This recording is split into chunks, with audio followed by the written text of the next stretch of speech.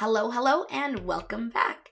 Next, we are going to chat a little bit about how does our tryout process work and how do team commitment days look. So I'm going to go ahead and pop over here back to our packet so we can talk about that. All right, tryouts. How do tryouts work? All athletes attend their age-appropriate clinics, okay? During the clinics, athletes are going to get the opportunity to review a routine and learn some tryout material. So during April on our YouTube channel, you're going to start seeing examples of our tryout routines. That will be the routine that the kids will need to learn for this year. Each athlete goes through and learns a routine that has standing tumbling, running tumbling, jumps, and dance that fit the level they are trying out for. This allows us to see the kids do the skills at the level that they are looking at. All right, now, frequently we get asked, my athlete can do some of the skills at the higher level, but not all of them. What do? They need to try out at the level where they have all skills mastered. Okay, this allows us to see where they fit on a team where they can do everything because we want kids to be competitive and do a good job on the team they're on. Now, at times, we might take an athlete and pull them up to a higher level because we need a great base or a great back spot or a great flyer. Okay, and we make those decisions as we move. So in order for your athlete to do the best they can, they need to try out at the level where they can do everything. During their tryout, they're going to be given the opportunity to throw an out-of-level skill. So maybe I'm a level 2 kid and I can do awesome round-off back handspring, but I can also do a front punch. So at the end of their tryout, we're going to say, do you have any other skills you want to show us? And that would be the opportunity for them to show us any of their higher level skills. All right.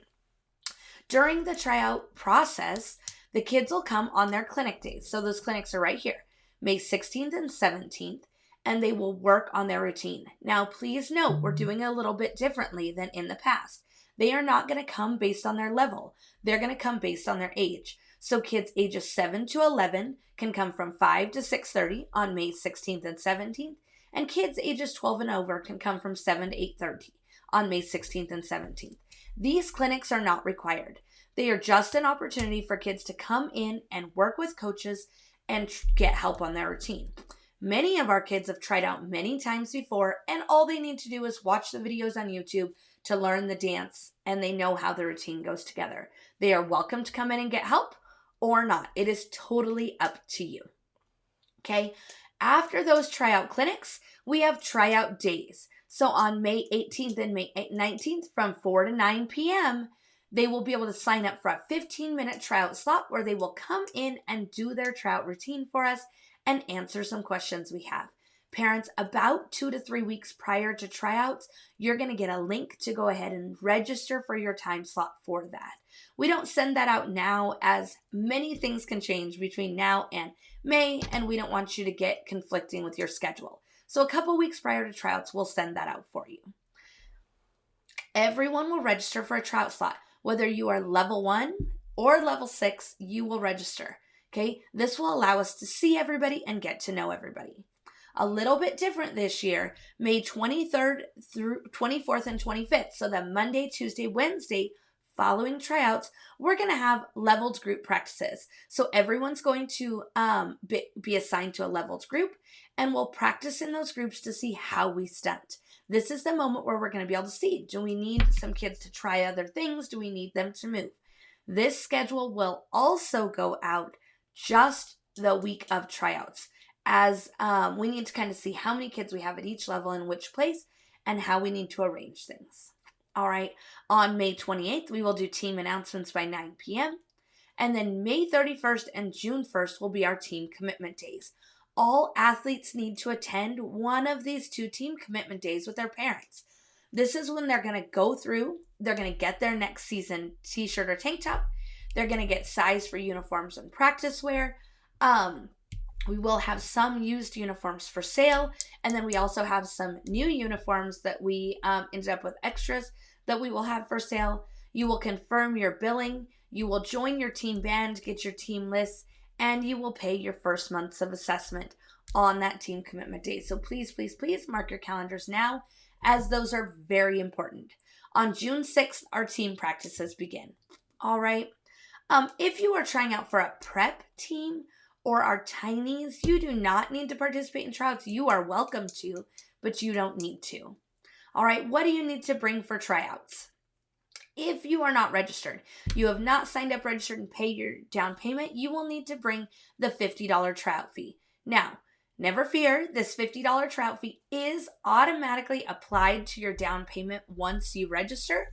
So that's not money you're out. If you decide try out and you decide after where you're placed that you don't want to be on the team, then at that time you would lose that $50 tryout fee. Okay, the reason we do this is we want athletes to sign up that want to be a part of our program, not want to be on a specific team, just to be a part of 5-Star, okay? This helps us in placing teams, and it allows us to know that the kids in the teams we're placing are ready to go, not that somebody might pull out at the last second.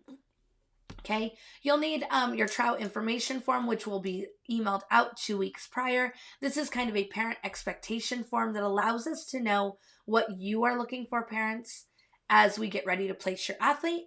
Your financial agreement and your participation form you completed when you registered for your team, and those are all found online on your thing. Okay, no athlete will be able to try out without having those things ready. Okay.